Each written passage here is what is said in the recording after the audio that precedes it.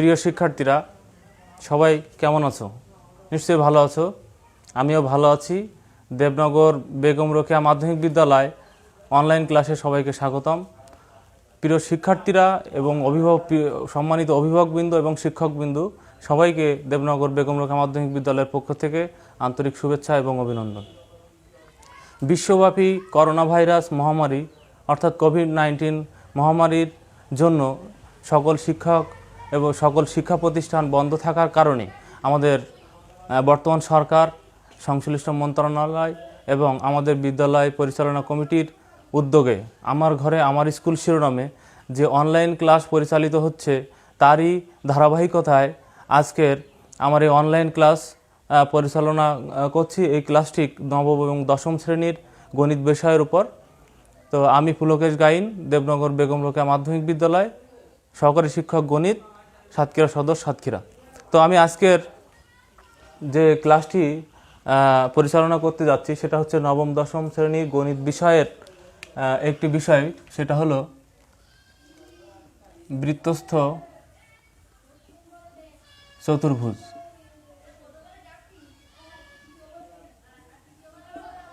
বৃত্তস্থ চতুর্ভুজ, যেটাকে আমরা ইংলিশে বলবো ইনস্ক্রাইবড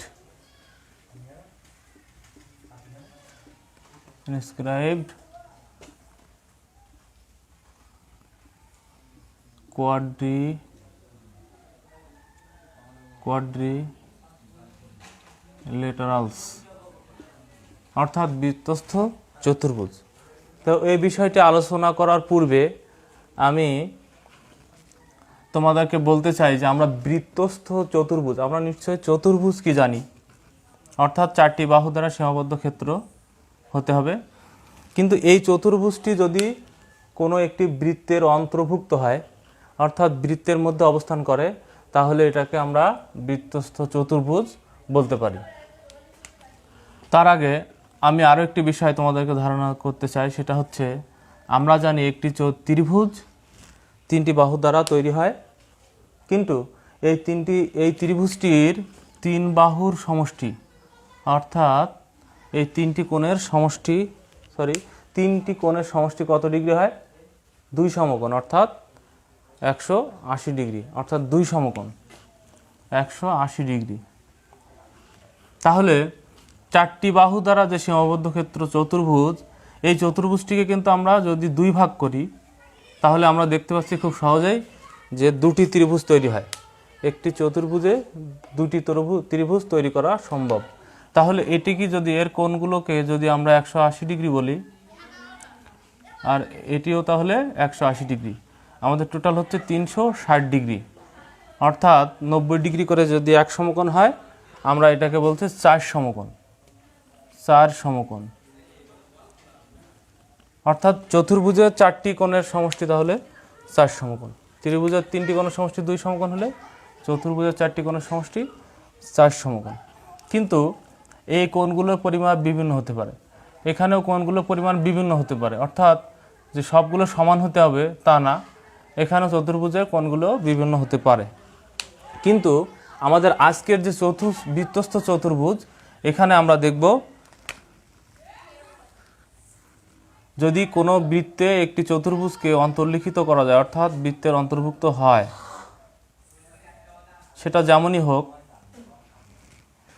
তাহলে আমাদের আজকের যে উপপাদ্য 23 আমরা দেখব যে বিপরীত কোণগুলো সবসময় 2 সমকোণ হবে, অর্থাৎ এই কোণ এর বিপরীত কোণ এদের দুটো মিলে অবশ্যই 180 ডিগ্রি হবে, এবং এই কোণ এই দুটি কোণ মিলে 180 ডিগ্রি হবে, অর্থাৎ বিপরীত কোণগুলো অবশ্যই 180 ডিগ্রি হয়। আমরা স্বাভাবিকভাবে বলছি, কিন্তু এটা আমরা এরপরে প্রমাণ করে দেখব যে বৃত্তস্থ চতুর্ভুজের বিপরীত কোণগুলোর সমষ্টি 2 সমকোণ হয়। তো প্রিয় শিক্ষার্থীরা, তোমাদের নবম এবং দশম শ্রেণীর গণিত বইয়ে উপপাদ্য 23, যেখানে বৃত্তস্থ চতুর্ভুজ সংক্রান্ত একটি উপপাদ্য রয়েছে, আমি উপপাদ্যের সাধারণ নির্বাচনটি লেখার চেষ্টা করছি। উপপাদ্য 23, অর্থাৎ বৃত্তে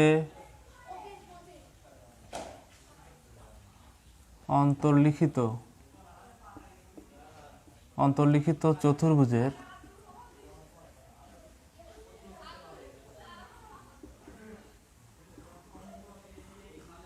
বৃত্তে অন্তর্লিখিত চতুর্ভুজে আমরা দেখেছি একটু আগে, বৃত্তে অন্তর্লিখিত চতুর্ভুজের যে কোনো দুইটি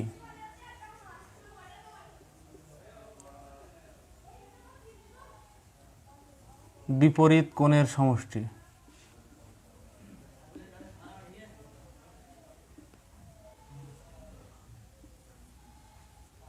দুই সমকোণ। অর্থাৎ বৃত্তে অন্তর্লিখিত চতুর্ভুজের যে কোনো দুইটি বিপরীত কোণের সমষ্টি সবসময় দুই সমকোণ হবে। আমি চিত্রটি আঁকার চেষ্টা করছি। একটি বৃত্তের যদি কোনো চতুর্ভুজ অন্তর্লিখিত হয় তাহলে বিপরীত কোণগুলো দুই সমকোণ হবে। এখন এই বৃত্তের আমরা এটাকে নাম দিলাম ও কেন্দ্র বিশিষ্ট বৃত্ত। আচ্ছা, চিত্রটি আমি একটু সুন্দর করে আঁকাই।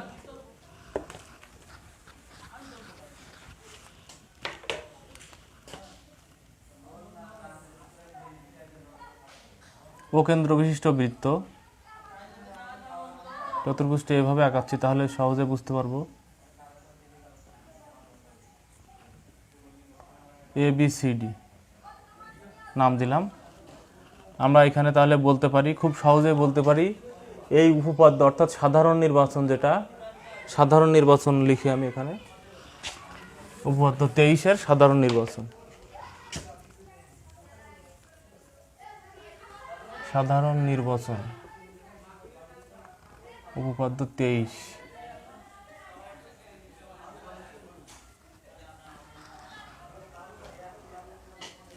তাহলে এই সাধারণ নির্বাচন অনুযায়ী এই বৃত্ত ও কেন্দ্রবিশিষ্ট একটি বৃত্ত যেখানে ABCD এই চতুর্ভুজটি অন্তর্লিখিত আছে, তাহলে নিশ্চয়ই কি হবে, এখানে A কোণ এবং C কোণ এবং B কোণ এবং D কোণ এরা পরস্পরের বিপরীত কোণ।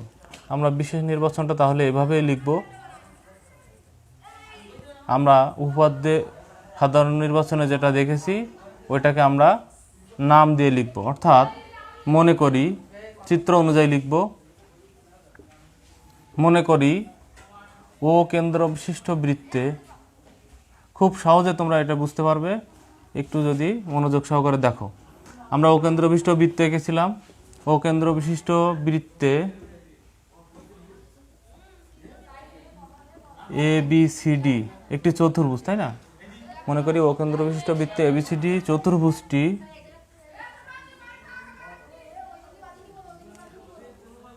চতুর্ভুজটি অন্তর্লিখিত হয়েছে।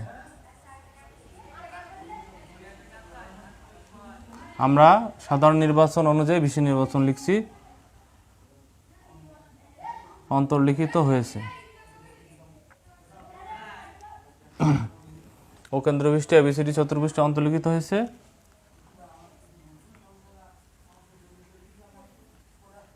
তাহলে প্রমাণ করতে হবে যে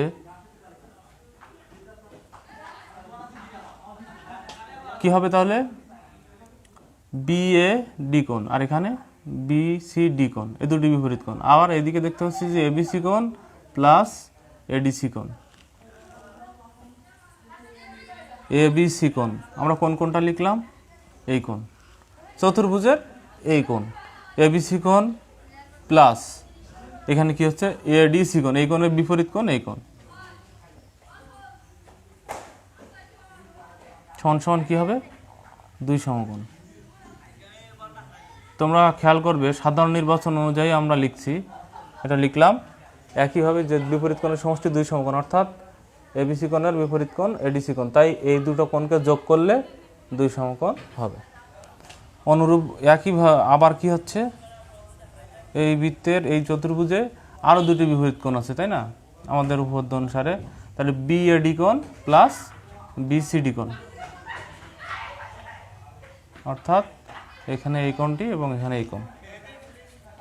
BAD কোণ প্লাস BCD কোণ, এদের সমষ্টিও দুই সমকোণ হবে।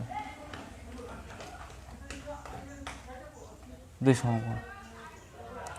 এখন চিত্রটাকে আমরা প্রমাণ করার জন্য একটু পরিবর্তন করব। এই দুটি কোণের অর্থাৎ এবিসি কোণ প্লাস এডিসি কোণ সমান দুই সমকোণ, বিএডি কোণ প্লাস বিসিডি কোণ সমান সমান দুই সমকোণ। এই দুটি আমরা প্রমাণ করব চিত্র অনুযায়ী। আমরা এবার প্রমাণে চলে যাব। তার আগে আমাদের এই চিত্রটিকে সামান্য পরিবর্তন করতে হবে।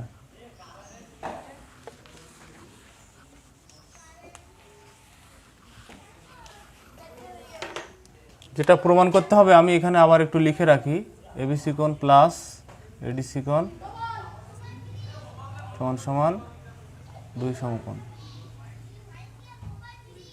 আরেকটা হলো বিএডি কোণ প্লাস বিসিডি কোণ, এটাও দুই সমকোণ। এখন একটু পরিবর্তন করব, সেটা হলো আমরা এখানে ওএ এবং ওসি এই দুটি বিন্দুকে যোগ করব। কেন করছি আমরা? ও কমা এ এবং ও কমা সি যোগ করি। আমরা কেন যোগ করলাম, অর্থাৎ চিত্রটিকে কেন পরিবর্তনে আনলাম সেটা বোঝার জন্য আমরা পূর্ববর্তী ক্লাসে দেখেছিলাম যে বৃত্তের কোনো চাপের উপরে দণ্ডায়মান, যেমন এখানে যদি এবি চাপ হয়, এই একই চাপের উপরে দণ্ডায়মান যদি একটি বৃত্তস্থ কোণ, এবং এটিকে আমরা আঁকলাম কি কেন্দ্রস্থ কোণ, এবং বৃত্তের সাথে যে কোণ থাকবে অর্থাৎ বৃত্তস্থ কোণ, এখানে এই কোণ এবং এই কোণ, অর্থাৎ একই চাপ এ বি এর উপরে দণ্ডায়মান, এখানে কেন্দ্রস্থ কোণ হচ্ছে এ ও বি কোণ আর বৃত্তস্থ কোণ হচ্ছে এ সি বি কোণ। এদের মধ্যে একটি সম্পর্ক আমরা দেখেছিলাম। এই সম্পর্ক অর্থাৎ বৃত্তস্থ কোণ কেন্দ্রস্থ কোণের অর্ধেক হয়, অথবা কেন্দ্রস্থ কোণ বৃত্তস্থ কোণের দ্বিগুণ হয়। অর্থাৎ এই কোণটি যদি আমরা বলি যে 5 ডিগ্রি, তাহলে এটা অবশ্যই 10 ডিগ্রি হবে, অর্থাৎ দ্বিগুণ হবে। আমি যদি ইন জেনারেল বলি যে এটি যদি x ডিগ্রি হয় তাহলে এটা 2x ডিগ্রি, অর্থাৎ দ্বিগুণ হয়। অর্থাৎ আমরা এটাকে যদি জ্যামিতির ভাষায় লিখি, এ ও বি কোণ সমান সমান 2 এসি বি কোণ, 2 এসি বি কোণ, অর্থাৎ কেন্দ্রস্থ কোণটা বৃত্তস্থ কোণের দ্বিগুণ। আমরা এর সাথে কেন দুই লিখলাম? এর সমান হওয়ার জন্য, অর্থাৎ এই কোণটা বড়, এই কোণটা তার অর্ধেক, এই জন্য অর্ধেকের সাথে 2 গুণ করলে এর সমান হয়ে গেল। এই যে সম্পর্কটা আমরা পূর্বের ক্লাসে দেখেছিলাম যে একই চাপের উপর দণ্ডায়মান কেন্দ্রস্থ কোণ বৃত্তস্থ কোণের দ্বিগুণ, এই কথাটি থেকেই অর্থাৎ এই প্রমাণ থেকেই আমরা এই জ্যামিতিটা প্রমাণ করার জন্য এখানে আমরা এই চাপ এবং এই বৃত্তস্থ কোণ এবং কেন্দ্রস্থ কোণ ব্যবহার করব। তো প্রমাণ লেখার জন্য আমরা প্রথমেই যদি এখানে এডিসি এই চাপটিকে ব্যবহার করি, হ্যাঁ এখানে তোমরা বলতে পারবো স্যার আমরা এবি চাপ নিয়েছিলাম, তাহলে এখানে এডিসি চাপ কেন হচ্ছে? আমরা যদি এটাকে এসি চাপও বলি কোনো সমস্যা নেই, এর মধ্যে ডি আছে এই জন্য আমরা এডিসি চাপ বলছি। এডিসি চাপের উপর দণ্ডায়মান,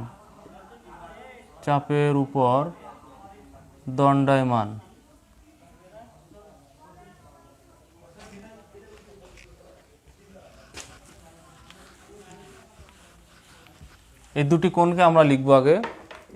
এডিসি চাপের উপর দণ্ডায়মান কেন্দ্রস্থ কোণটা কি হচ্ছে? এই চাপের উপরে দণ্ডায়মান কেন্দ্রস্থ কোণ এওসি কোণ এবং বৃত্তস্থ কোণটা তাহলে কি হচ্ছে? এবি সি কোণ। এডিসি চাপ তার উপর দণ্ডায়মান কেন্দ্রস্থ কোণ এওসি কোণ আর বৃত্তস্থ কোণ এবিসি কোণ। তাহলে আমরা একটু আগেই দেখলাম যে একই চাপের উপর দণ্ডায়মান কেন্দ্রস্থ কোণ বৃত্তস্থ কোণের দ্বিগুণ হয়, অর্থাৎ সেই অনুযায়ী আমরা লিখতে পারি যে এ ও সি কোণ ইজ ইকুয়াল টু 2 ABC কোণ। আমরা একটু আগে দেখলাম এওসি কোণ ইজ ইকুয়াল টু 2 ABC কোণ। এটিকে আমরা 1 নম্বর সমীকরণ দিলাম।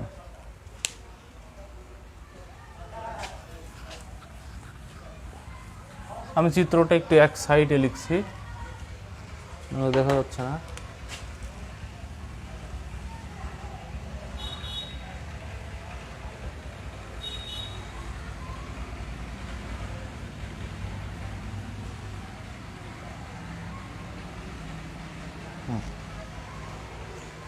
তাহলে একটি সমীকরণ আমরা এরকম লিখলাম।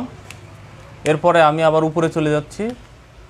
একইভাবে আমরা কি লিখব, এডিসির চাপের পরিবর্তে এখন আমরা যদি এটাকে উল্টোভাবে দেখি, অর্থাৎ এখানে যদি ডি এবং এখানে বি হতো, অর্থাৎ চিত্রটাকে আমরা যদি একটু ঘোরায় লিখি, অর্থাৎ এ বি সি এই চাপের উপরে যদি লিখি, এ বি সি চাপের উপর দণ্ডায়মান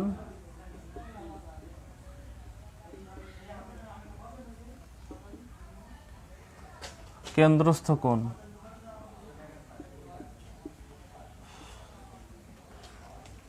দেখো এ বি সি এই চাপের উপর দণ্ডায়মান কেন্দ্রস্থ কোণটা আসলে এই, কিন্তু এই কেন্দ্রস্থ কোণটা আসলে কি কোণ?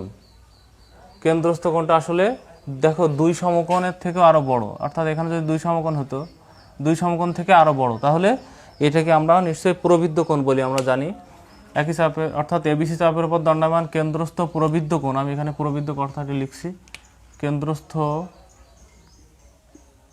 প্রবৃদ্ধ কোণ এওসি কোণ। আর কি বৃত্তস্থ কোণ, বৃত্তস্থ কোণটা তাহলে কি হবে? এডিসি কোণ। অর্থাৎ আরেকটি সমীকরণ আমরা তাহলে কি লিখতে পারবো, প্রবৃদ্ধ কোণ। আমাদের দুইটা ক্ষেত্রে কিন্তু এওসি কোণ আসছে, আগের ক্ষেত্রে এখানে ছিল, এবার এটা এই পাশে। প্রবৃদ্ধ কোণ এওসি কোণ সমান সমান 2 কি হচ্ছে, এই প্রবৃদ্ধ কোণ এওসি কোণ আর বৃত্তস্থ কোণ যেটা 2 এডিসি কোণ। এটাকে আমরা 2 নম্বর সমীকরণ দিতে পারি। এখন আমরা এই দুটি সমীকরণকে যোগ করব।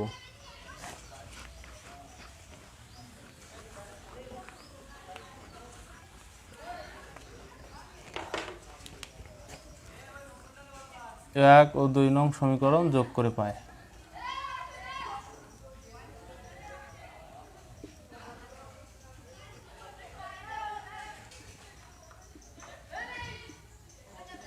তাহলে আমরা কি পাচ্ছি, 1 নম্বর সমীকরণ থেকে সমীকরণ এই যে আমাদের ইজিক্যাল টু তার বাম সাইডটা লিখছি আমরা এওসি কোণ প্লাস এখানে আছে প্রবৃদ্ধ এওসি কোণ ইজিক্যাল টু কি হচ্ছে, এখানে আছে 2 এবিসি কোণ, 2 এবিসি কোণ প্লাস এখানে আছে 2 এডিসি কোণ। এটাকে আমরা দুটো সমীকরণকে যোগ করে এটা আমরা পেলাম। এখন এইটাকে আমরা দুইটাকে বাইরে রাখতে পারি, অর্থাৎ কমন নিয়ে রাখতে পারি, এবিসি কোণ প্লাস এডিসি কোণ। এটাকে আমরা কমন নিয়ে লিখলাম। এখন আরেকটি জিনিস, খুব গুরুত্বপূর্ণ জিনিস, সেটা খেয়াল করতে হবে, এওসি কোণ প্লাস প্রবৃদ্ধ এওসি কোণ, এই দুটো কোণ কোথায় আছে, সংযুক্তভাবে কোথায় আছে? আমরা যদি বলি প্রথমেই এওসি কোণ, তাহলে সে কোণটি আসলে এই, এটা হচ্ছে এওসি কোণ। কিন্তু প্রবৃদ্ধ এওসি কোণ যখন বলছি তখন কোণটি হচ্ছে এই পাশে, অর্থাৎ প্রবৃদ্ধ এওসি কোণ। এটা ছিল 2 সমকোণ থেকে কম আর এটা হচ্ছে 2 সমকোণ থেকে বেশি, সেজন্য প্রবৃদ্ধ এওসি কোণ। কিন্তু আমরা দেখছি যে টোটালি এই কোণটি আসলে কেমন হয়, টোটালি এই কোণটিকে আসলে একটি বৃত্তের আকার ধারণ করে, অর্থাৎ এওসি কোণ প্লাস প্রবৃদ্ধ এওসি কোণ এই দুটো কোণকে যোগ করলে আসলে কিন্তু একটি বৃত্তের আকার ধারণ করে। আর বৃত্তের আকার ধারণ করলে একটি বৃত্তকে আমরা কত ডিগ্রি জানি, 360 ডিগ্রি বা 4 সমকোণ। তাহলে আমরা লিখতে পারবো কিন্তু এওসি কোণ প্লাস প্রবৃদ্ধ এওসি কোণ সমান সমান 4 সমকোণ। 4 সমকোণ। খুব সহজে আমরা এখান থেকে লিখতে পাচ্ছি। এখন দেখছি যে আমাদের এই যে সমীকরণটি আমরা যোগ করে পেয়েছিলাম এর এক সাইড অর্থাৎ বাম পাশে এওসি কোণ প্লাস প্রবৃদ্ধ এওসি কোণ, আবার দেখছি যে এইটা সমান সমান আবার 4 সমকোণ হয়। তাহলে এই অংশটুকে যদি আমরা 4 সমকোণ বলি তাহলে এই অংশ সমান সমান 4 সমকোণ লিখতে পারি, অর্থাৎ 2 ইন্টু এবিসি কোণ প্লাস এডিসি কোণ সমান সমান 4 সমকোণ লিখতে পারি। কিভাবে লিখলাম? ওই মূল সমীকরণের এক পাশে যদি 4 সমকোণ হয় তাহলে অন্য পাশ অবশ্যই 4 সমকোণ হতে হবে, কারণ এরা সমান ছিল। এখন এই দুইটাকে যদি আমরা উভয় পক্ষে থেকে উঠাই দেই, অর্থাৎ উভয় পক্ষকে যদি 2 দিয়ে ভাগ করি তাহলে এখানে আর 2 থাকবে না, এখানে 2 দিয়ে ভাগ করলে এখানে 2টা থাকবে না, কিন্তু এখানে অর্ধেক হয়ে যাবে। অর্থাৎ আমরা এই সমীকরণটা উপরে লিখছি, এখানে এই সমীকরণ থেকে আমরা কি লিখতে পারি? এই সমীকরণ থেকে আমরা লিখতে পারি এবিসি কোণ প্লাস এডিসি কোণ ইজ ইকুয়াল টু, আমরা উভয় পক্ষকে 2 দিয়ে ভাগ করছি, তাহলে এটা অবশ্যই আর 4 সমকোণ থাকছে না, তখন 2 সমকোণ। এখন আমাদের প্রমাণে যেটা আমাদের প্রমাণ করতে বলা হয়েছিল দেখি আমরা তার সাথে মিলছে কিনা। দেখো এবিসি কোণ প্লাস এডিসি কোণ সমান 2 সমকোণ, আমাদের এই সমীকরণটি আসলে প্রমাণ হয়ে গেছে ইতিমধ্যে, তোমরা নিশ্চয়ই খেয়াল করছো। তো প্রিয় শিক্ষার্থীরা, এখন যদি আমরা দ্বিতীয় সমীকরণটিকে প্রমাণ করতে যাই তাহলে আমাদেরকে এই চিত্রটিকে বাম দিকে অথবা ডান দিকে যদি ঘুরায় আমরা লিখি তাহলে অবশ্যই সুন্দরভাবে আমরা প্রমাণ করতে পারবো। অর্থাৎ এই যে বিএডি কোণ প্লাস বিসিডি কোণ সমান সমান 2 সমকোণ, এটা প্রমাণ আমরা করব না, আমরা একইভাবে লিখব যে বিএডি চাপ তার উপরে দণ্ডায়মান বৃত্তস্থ কোণ হবে বিসিডি কোণ, আর তখন আমরা এখান থেকে এটা যোগ করব, এভাবে আমরা প্রমাণ করতে পারি। তো আমাদের এটা বিস্তারিত আলোচনার দরকার নয়, আমরা লিখব অনুরূপভাবে, অর্থাৎ আমরা যে প্রসেসে এটা প্রমাণ করলাম অনুরূপভাবে প্রমাণ করা যায় যে বিএডি কোণ প্লাস বিসিডি কোণ সমান সমান 2 সমকোণ। তাহলে দুটি সমীকরণই আমরা প্রমাণ করতে পারলাম। এটা আমরা প্রমাণিত লিখব শেষে। এটা ছিল আমাদের আজকের নবম এবং দশম শ্রেণীর উপপাদ্য 23। খুব সহজ একটি জ্যামিতি, তোমরা নিশ্চয়ই এইটা বোঝার চেষ্টা করেছো এবং বাড়িতে এটা বারবার প্র্যাকটিস করবে, তাহলে তোমাদের মূল বইয়ে এটা খুব সহজভাবে বোঝানো আছে, তোমরা বোঝার চেষ্টা করবে, দেখবে খুব সহজে আয়ত্ত করতে পারছো। প্রিয় শিক্ষার্থীরা, আমাদের আজকের আমার এই গণিত নবম এবং দশম শ্রেণীর গণিত ক্লাসের এখানেই সমাপ্তি ঘোষণা করছি এবং এখানে শেষ করছি। তোমরা যারা বাড়িতে আসো এবং মনোযোগ দিয়ে লেখাপড়া করবে, কারণ আমরা ইতিমধ্যে আমাদের রুটিন অনুযায়ী আমাদের ক্লাসগুলো পরিচালনা করছি এবং ক্লাস প্রায় শেষ পর্যায়ে।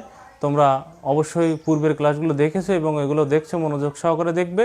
আর বাড়ির বাইরে থাকলে অবশ্যই তোমরা সামাজিক দূরত্ব বজায় রেখে চলবে এবং এই কোভিড-19-এ তোমরা অবশ্যই বাড়িতে থেকে পড়াশোনা করবে, এটা তোমাদের কাছে অনুরোধ, এবং ক্লাসগুলো সুন্দরভাবে দেখার চেষ্টা করবে। তো বিদায় নিচ্ছি, সবাই ভালো থাকবে।